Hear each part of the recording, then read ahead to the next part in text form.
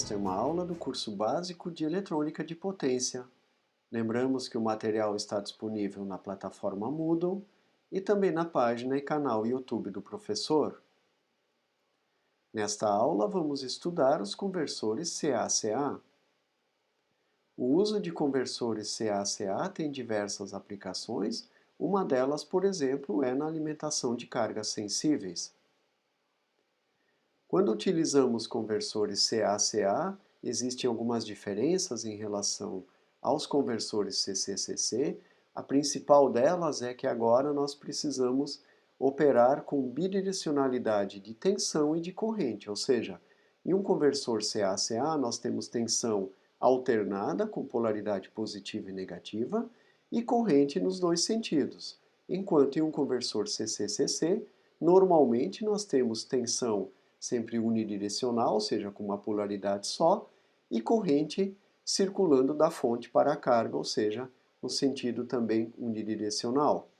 Portanto, as chaves utilizadas, ou seja, os interruptores utilizados para implementar conversores CA-CA, necessitam ser, então, bidirecionais em corrente e para tensões positivas e negativas.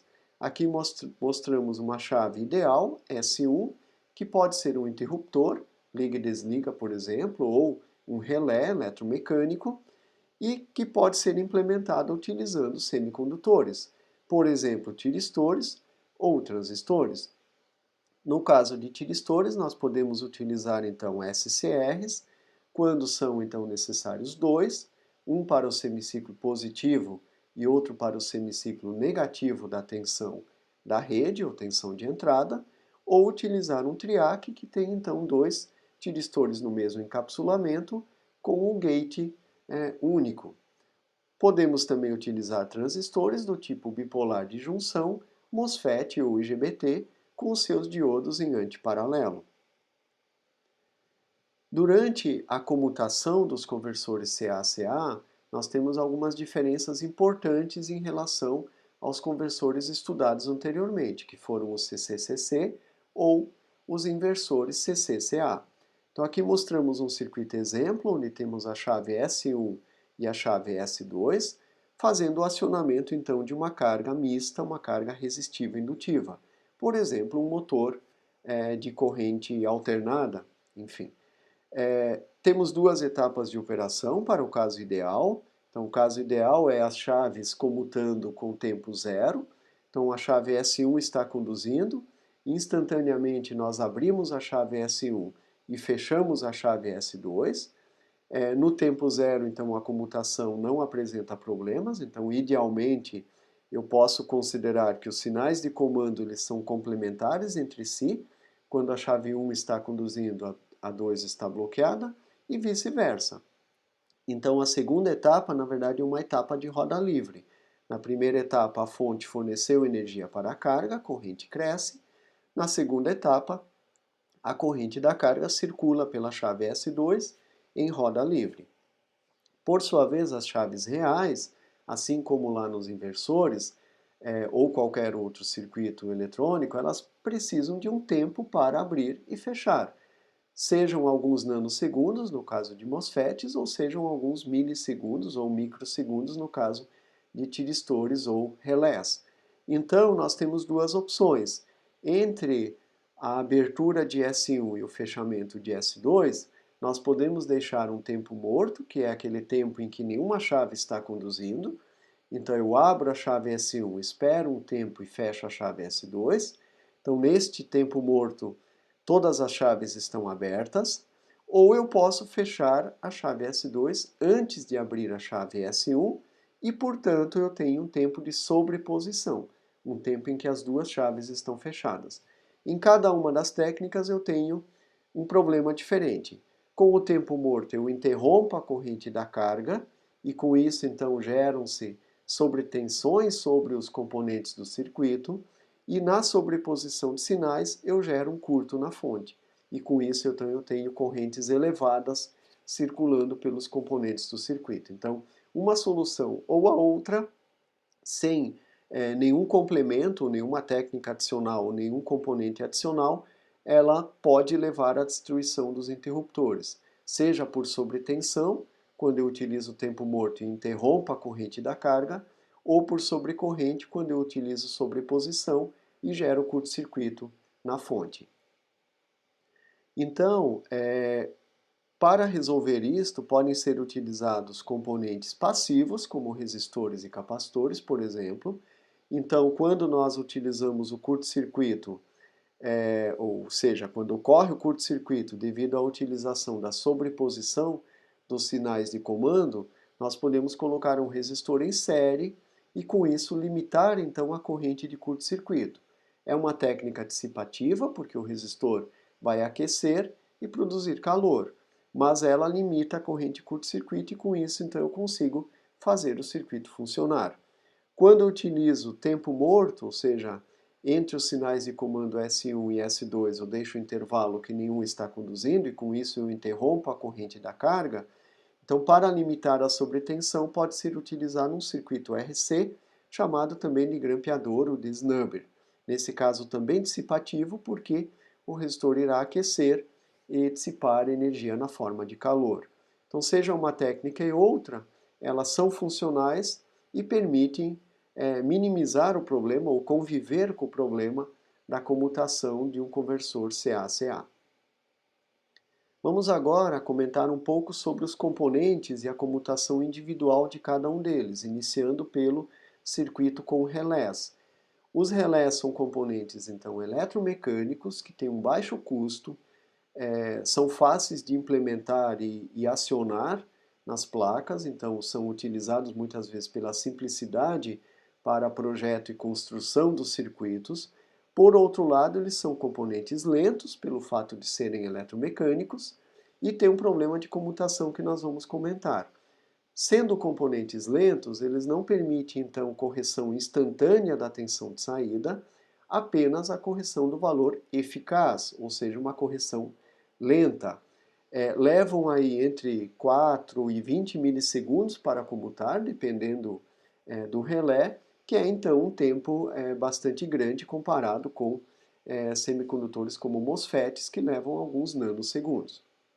Então nós temos vantagens por serem simples, baratos e fáceis de utilizar, mas temos desvantagens que são a sua velocidade de comutação bastante lenta e também durante a comutação geram, né, aquele ruído típico de acionamento de relés, que é chamado normalmente de contatos batendo, né, porque a lâmina se desloca e gera então o ruído quando ela toca nos contatos, tá? Para entender a comutação, vamos considerar então um circuito acionando uma carga RL, uma carga indutiva então, que tem inércia de corrente, que é a pior situação do ponto de vista da comutação, porque cargas resistivas são mais simples, porque a corrente passa por zero quando a tensão passa por zero, então não tendo atraso, eu não tenho comutação com corrente diferente de zero. Numa carga RL, eu tenho defasagem entre a tensão e a corrente, e, portanto, quando a tensão passa por zero, a corrente não é zero. E aí se originam, então, os problemas de comutação. Então, vamos considerar que o contato está fechado entre A e C, C é o contato comum, então a corrente está circulando pelas fontes e pela carga no sentido das setas azuis. Quando abrirmos o contato de A e C fechando de B para C, então a segunda etapa seria o contato fechado de B para C, isso não ocorre instantaneamente, vai, além de levar um certo tempo, quando o contato se afasta da posição A, ele interrompe a corrente do circuito. Com isso, pelo afastamento, ou seja, a abertura do circuito, a carga sendo indutiva, ela gera uma sobretensão e esta sobretensão aparece sobre os contatos do relé e pode ser suficiente para provocar o rompimento do isolamento feito, por exemplo, de ar. E aí aparece então um arco elétrico entre os contatos A e C. Este arco elétrico tem consequências, que são a não interrupção da corrente, porque a corrente continua circulando entre A e C, quando na verdade eu já comandei a abertura do contato, e também a destruição ou diminuição da vida útil do contato pela destruição de material física desse contato, ok? Então essas são as consequências.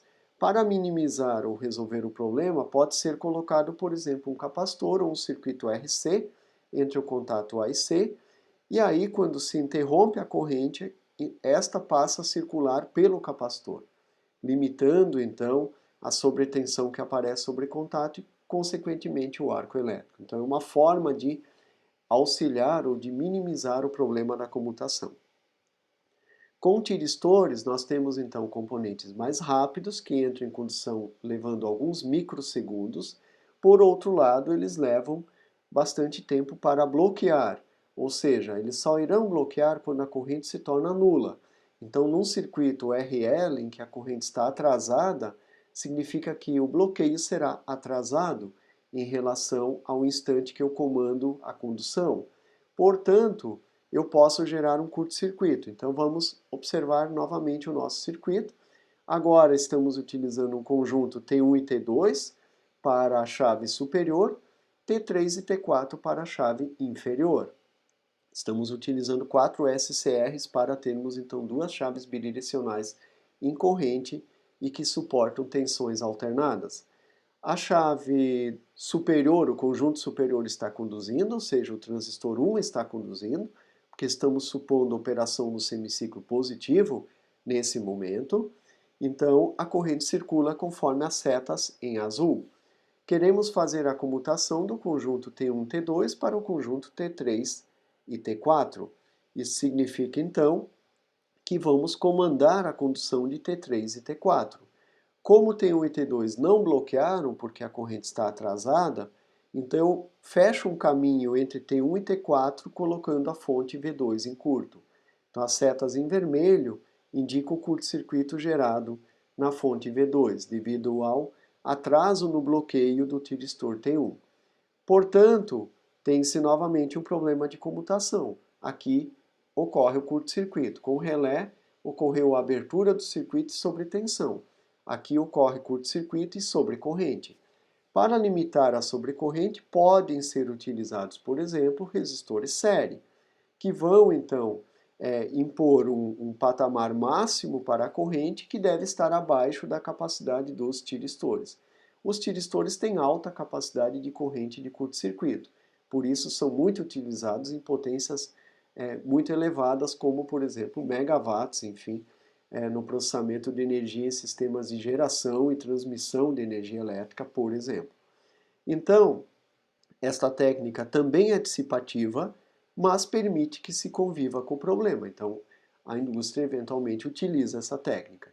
Pode-se associar a isso o acionamento na passagem por zero. Então, existem circuitos integrados que monitoram a tensão da rede e fazem o disparo dos tiristores na passagem por zero. Com isso, eu diminuo bastante o problema, porque mesmo que a corrente estiver atrasada, disparando o conjunto T3 e T4 na passagem por zero, então a tensão V1 e V2, as tensões V1 e V2 serão zero. Ou seja, a corrente curto-circuito será muito pequena ou próxima de zero. Então, mesmo que a corrente carga esteja atrasada, o curto-circuito é diminuído significativamente. Então, eu consigo conviver melhor com o problema. Existem técnicas para forçar o bloqueio dos tiristores, mas elas são mais complexas e nem sempre utilizadas pela indústria. Por sua vez, quando utilizarmos transistores, sejam eles bipolares, MOSFETs, IGBTs, RB IGBT, ou Silicon Carbide, ou transistores GaN, diferentes tecnologias, nós teremos então tempos de comutação muito menores do que com relés e tiristores, podemos comandar o bloqueio e a entrada em condução, e com isso então nós temos mais flexibilidade para fazer o acionamento dos interruptores. Com isso podemos corrigir o valor instantâneo da tensão de saída e também fazer correção de forma, por exemplo. Então nós podemos corrigir o valor eficaz, mas também temos a possibilidade de correção instantânea, ou seja, dentro de alguns microsegundos, por exemplo. Como temos um conjunto S1, S2, D1, D2 formando a chave superior e temos S3 e S4 com os diodos de roda livre D3 e D4 formando o conjunto inferior, Então, se fizermos a comutação com tempo morto, interrompemos a corrente de carga. Vamos precisar um circuito RC para absorver a sobretensão, ou seja, a energia armazenada na indutância e limitar a sobretensão. Se fizermos o acionamento com sobreposição, vamos gerar um curto na fonte V2, como está mostrado aqui em vermelho, nas setas em vermelho na figura. Então nós temos que implementar alguma solução para ou não ter sobretensão ou não ter sobrecorrente. Então nos anos até 1990, era muito comum se utilizar circuitos RC sobre os interruptores e se trabalhar com tempo morto.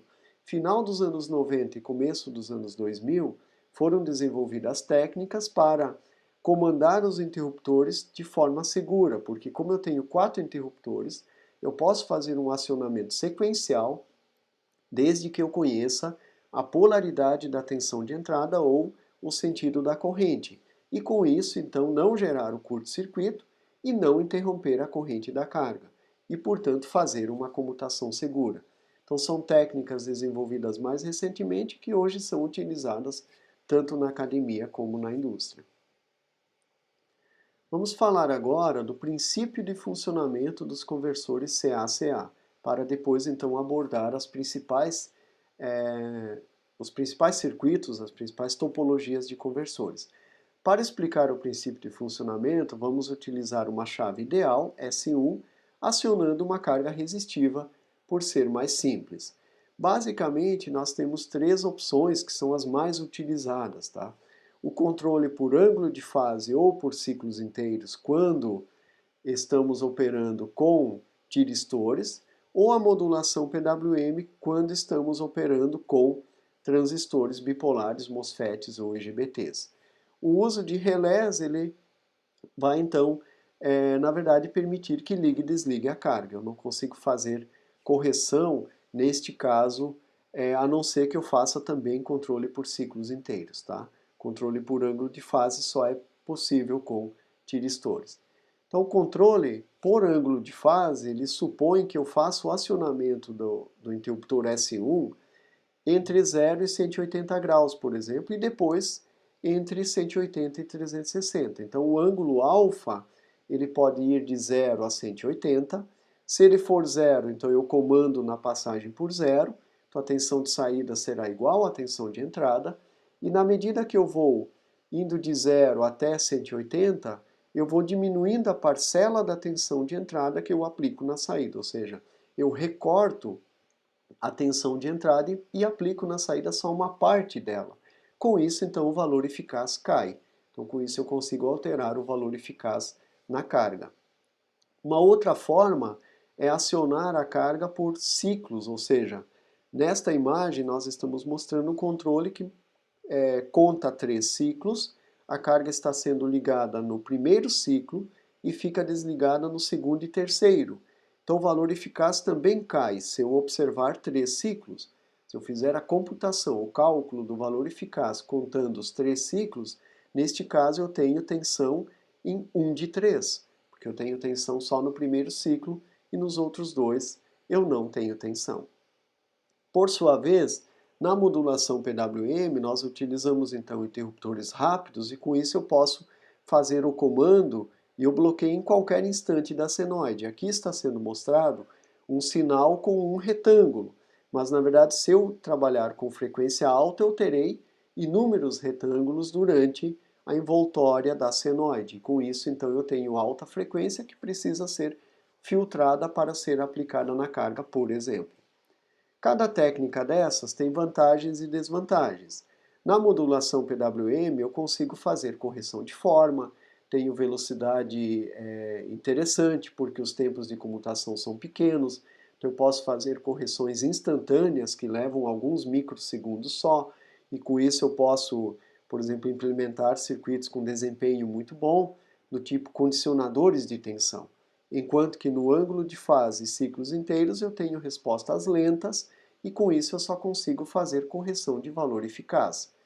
Por outro lado, o uso de tiristores e essas técnicas então mais lentas, elas aumentam a robustez do circuito, porque eu tenho menos comutações e componentes que suportam capacidades de processamento muito altas, ou seja, correntes muito altas.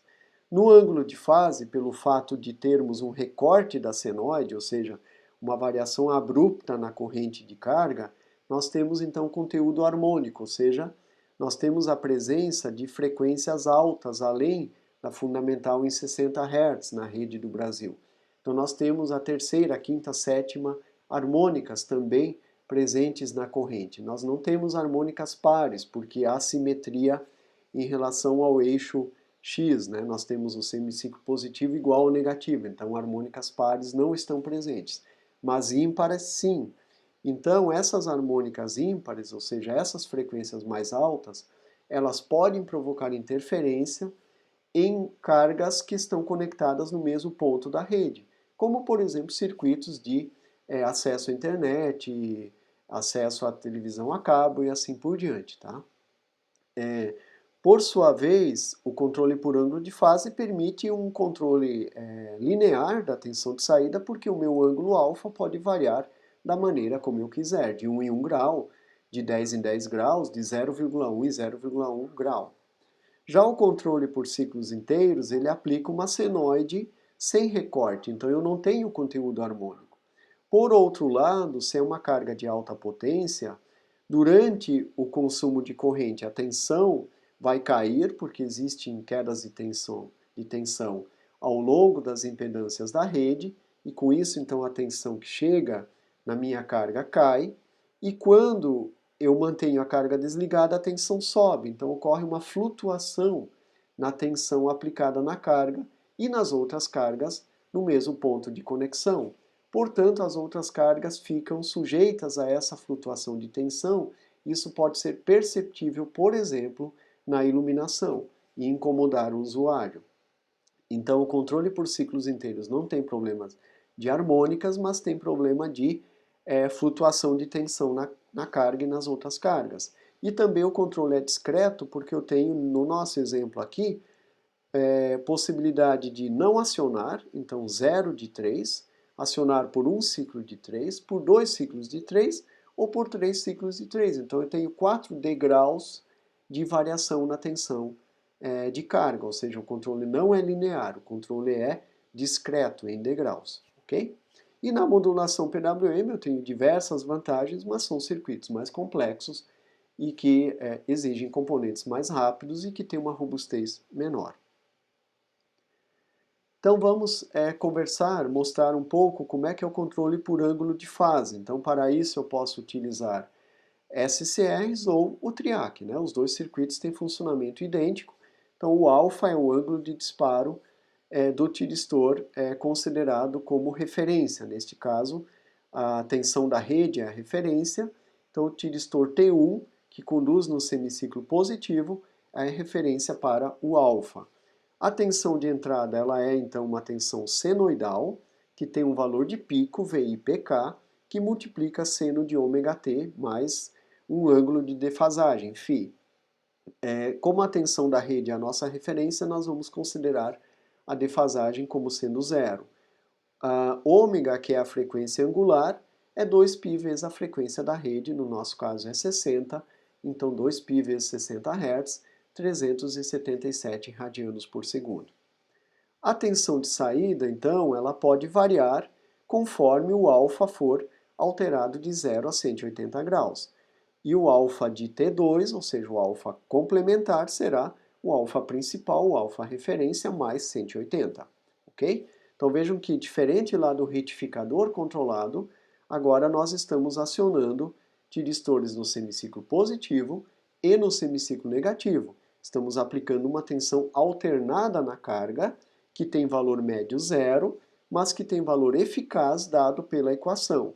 Então, o valor eficaz da tensão de saída é o valor eficaz da entrada, que multiplica a raiz de 1 menos alfa sobre π, mais seno de 2 alfa sobre 2π. Lembrando que, como estamos dividindo alfa por π, então o alfa tem que ser convertido para radianos, porque senão eu vou dividir graus por radianos, e aí vai dar raiz negativa, ou seja, um número imaginário.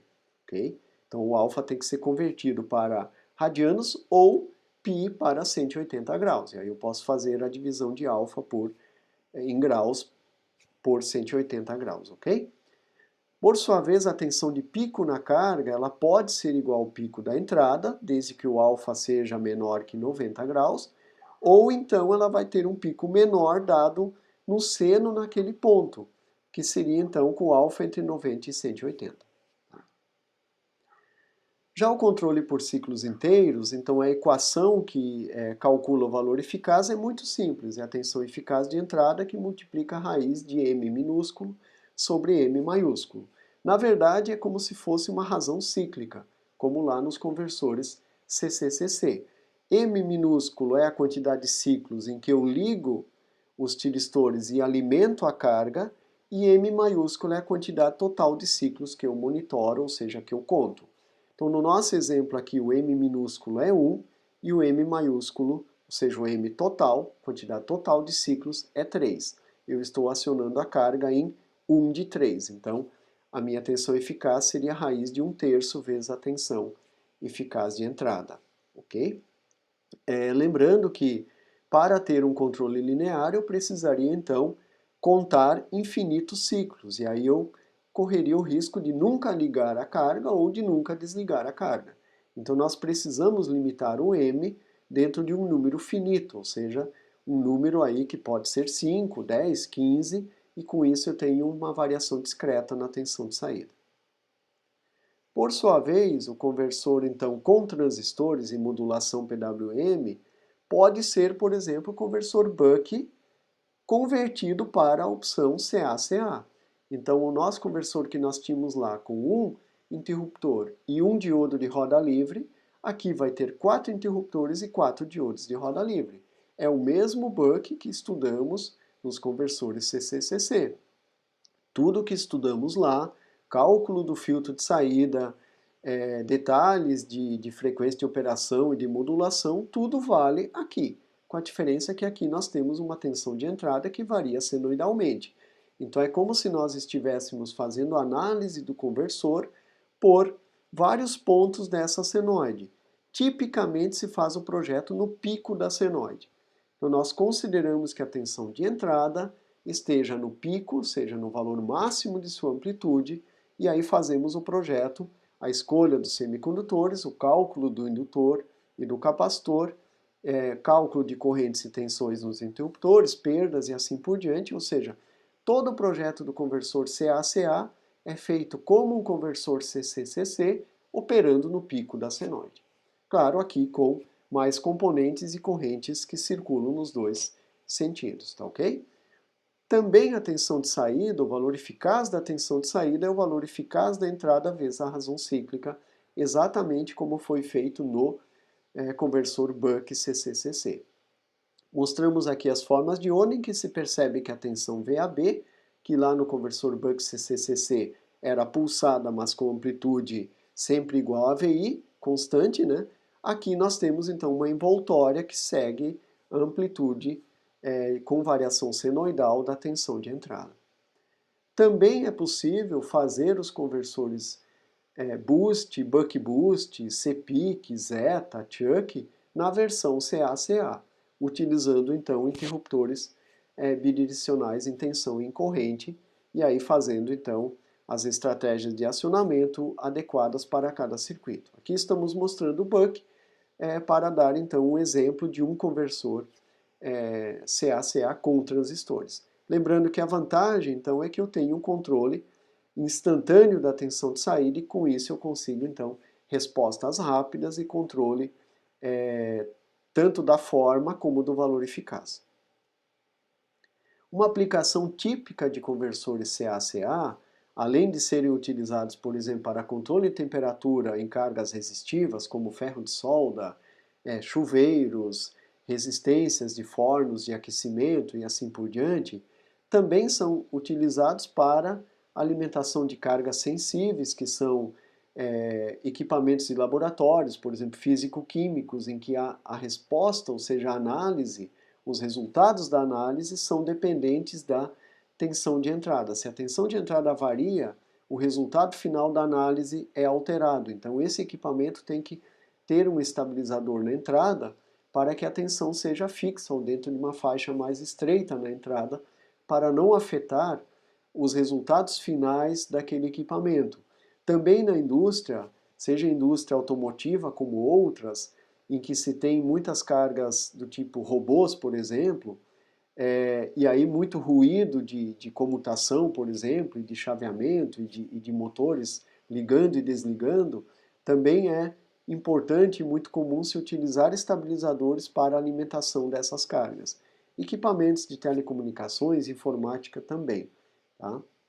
Também hoje é bastante comum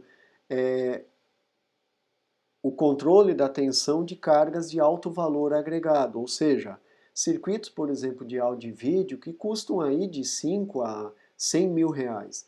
Então, equipamentos desse tipo, que tem um custo muito alto, normalmente são protegidos por condicionadores de tensão, que também tem um custo significativamente mais alto do que um estabilizador comum, que pode custar aí algumas centenas de reais, enquanto que um condicionador de tensão pode custar alguns milhares de reais. Então, as aplicações são distintas, tá? É muito comum na internet, em blogs e vídeos, se fazerem críticas aos estabilizadores, dizendo que eles não têm utilidade. Não é bem assim. Tecnicamente, existem cargas que de fato dispensam o uso de estabilizadores. Vamos supor uma fonte para celular, tablet ou para computador, notebook e assim por diante. Estas fontes chaveadas atualmente operam com tensão universal, ou seja, a tensão na entrada pode ir aí de 180, por exemplo, até 260, 264 volts. Então, o range, a faixa da tensão de entrada que esta fonte aceita e mesmo assim entrega uma tensão de 5 volts fixa na saída é muito grande. Ou seja, neste caso não é necessário usar um estabilizador de tensão, porque conforme a regulamentação no Brasil, dada pela ANEEL, Agência Nacional de Energia Elétrica, os patamares de energia, de amplitude da tensão que a concessionária deve entregar a energia na nossa casa, na nossa residência, para operação em 220 volts, é então adequada entre 202 e 231.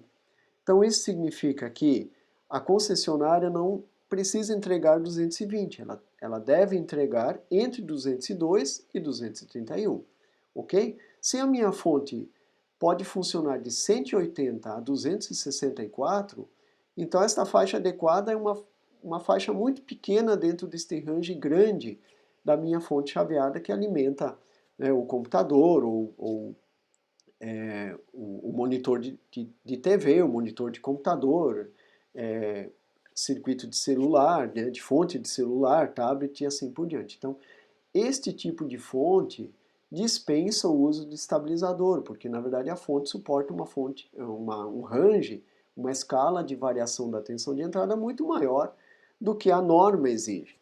A norma também define que entre 191 e 202 e 231 e 233 é a faixa precária, que pode ocorrer por alguns momentos, ou seja, durante uma tempestade em que ocorrem descargas atmosféricas, quedas de árvores sobre a rede e assim por diante, ocorrem oscilações na rede. E aí, nesses intervalos, a concessionária pode entregar dentro desta faixa considerada precária. Se isto perdurar, ou seja, ocorrer frequentemente sem explicações de natureza, por exemplo, como intempéries ou enfim, aí a concessionária vai ser acionada, vai ser penalizada na forma de multa, por exemplo. E a faixa crítica, ela é fora, então, abaixo de 191 e acima de 233. Então vejam que uma fonte chaveada opera muito além da faixa crítica. Então ela opera num range muito maior do que a norma exige. Por isso dispensa o uso de estabilizador. Ok? Os equipamentos eletrônicos que nós compramos, eles têm que operar dentro da faixa adequada. Na faixa precária, não necessariamente. Na faixa adequada, sim. Todo equipamento em 220 volts tem que poder funcionar corretamente entre 202 e 231. Por outro lado, eu posso ter equipamentos projetados para ter um rendimento maior em 220, exatamente 220. Então, neste caso, pode ser interessante usar estabilizadores de tensão para alimentar esses equipamentos sempre em 220 e com isso reduzir o consumo de energia elétrica. Tá? Pode ser uma aplicação interessante. Tá? Então o estabilizador ele tem, a grosso modo, a finalidade de, a partir de uma tensão que pode estar na faixa precária ou parcialmente na faixa crítica, colocar na saída uma tensão dentro da faixa adequada.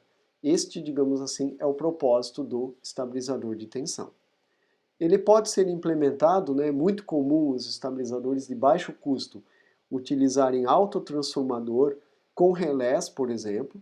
Então aqui nós mostramos um circuito que tem 3 enrolamentos, então 3 níveis de tensão, e a comutação dos relés vai então permitir que esteja selecionado o TAP 2, então a tensão de saída é igual à tensão de entrada, porque no TAP 2 eu tenho uma conexão direta.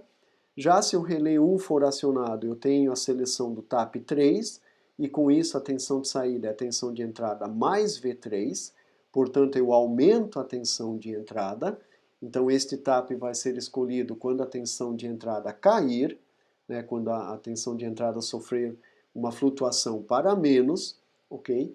E finalmente o TAP 1, então fazendo o acionamento do relé 2, quando a tensão de entrada subir, e com isso a saída será a entrada VI menos V2. Então eu faço ou uma soma, VI mais V3, ou uma subtração, VI menos V2, ou exatamente VI. Então com isso eu faço a escolha para ter a operação na faixa adequada.